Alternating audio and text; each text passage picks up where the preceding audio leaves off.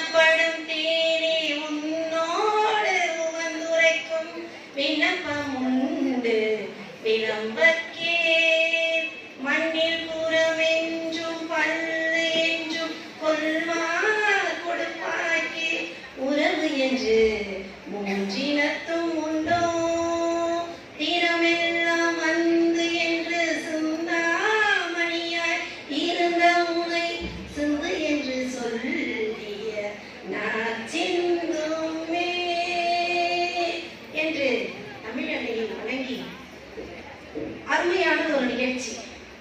நிச்சயமாக நான் ஒரு 2.5 ஆண்டுகளாக இந்த யாவரும் கேளீர் அப்படின்ற ஒரு திறன்பட அமைப்பில் அதாவது அவங்க இந்த குழந்தைகள் எல்லாம் ஊக்குவித்து ஒவ்வொரு மாதமும் ஒவ்வொரு விருது ஒவ்வொரு கடைகளில் அதாவது இசைக்கடையில சிறந்தவர்களாக இருந்தால் அவங்களுக்கு விருது இப்படி நானும் ஒரு சில விருதுகளை பெற்றுள்ளேன்.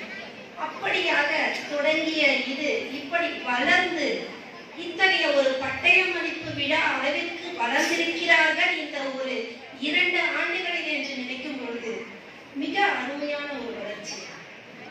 நான் எனக்கு அதாவது இவங்களோட பேசும்பொழுதுலாம் பார்த்தீங்கன்னா இன்னும் சின்ன பிள்ளைங்களா இருக்காங்க, இவ்வளோ பெரிய விடயங்களை பண்ணிட்டு இருக்காங்களே. ஏனென்றால் இன்று தமிழ் இளைஞர்கள் கையில் இருக்க வேண்டும். அப்பொழுதுதான் அடுத்து அந்த தமிழ் வளரும். அத்தகைய முறையிலே முதலில் இவர்களுக்கு பாராட்டுதலை தெரிவித்துக் கொண்டு மாண்புமை துணைவேந்தர் முனைவர் வி. திருவள்ளுவர் தமிழ் பல்கலைக்கழகத்தினுடைய தஞ்சாவூர் அவர் பேசி அமர்ந்திருக்கிறார். அவர்களுக்கு இந்த நேரத்தில் வணக்கத்தை தெரிவித்துக் கொள்கிறேன். அடுத்ததாக முனைவர் கு. பழனியா, அவரை நம்ம நிறைய பார்த்துருக்கோம், நிறைய அவரோட ஸ்பீச் எல்லாம் கேட்டிருப்போம். ஒரே எப்பவுமே ஹாப்பியா இருக்கணும் அப்படின்னு நினைக்கும் பொழுது அவரோட அந்த நிகழ்ச்சியெல்லாம் பார்க்கும்போது ரொம்ப மகிழ்ச்சியா இருக்கும். இங்க அந்த நேரடி சந்திப்புல நம்ம பார்க்கும்போது அது வேற விதம். ஏன்னா எப்பவுமே என்னதான் டிவி ப்ரோக்ராமா இருந்தாலும் அது பார்க்கும்போது அந்த உணர்வுபூர்வமான அந்த எண்ணங்கள் வராது. ஆனா இப்பொழுது ஒரு மனிதனை நேரடியாக நாம் சந்தித்து பேசும்பொழுதுதான் அந்த உணர்வுபூர்வமான விடயங்கள் வரும். அத்தகைய விதத்திலே அவருக்கும் இந்த நேரத்தில் வணக்கத்தையும் நன்றியும் தெரிவித்துக் கொள்கிறேன். முனைவர் சே. காயத்ரி அவர்கள் முதல்வர் பான்செகஸ் மகளிர் கல்லூரி.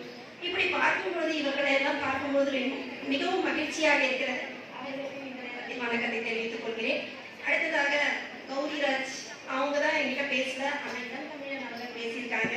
மனோஜ்குமார் பேசியிருக்காங்க. என்கிட்ட நீங்க பேசியிருக்கீங்களாப்பா?